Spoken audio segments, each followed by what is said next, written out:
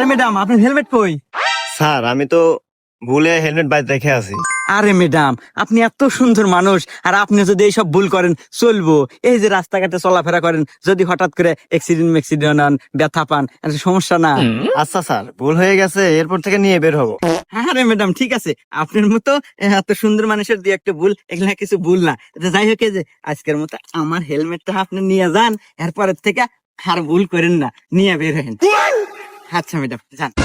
এ বন্ধু, আমি তো প্রথমে পুলিশ দিয়ে ভয় মুতেলা দেবেন ছিলাম, তারা দেখছে না পুলিশটা অনেক ভালো, নিজের হেলমেট পরা দিল।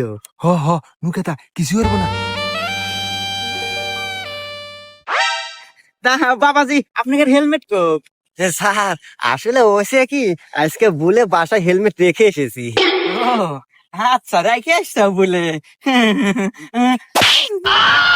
খাওয়ার কথা তো বলিস না, হ্যাঁ? হেলমেট বাড়িতে রেখে আসছো মানে?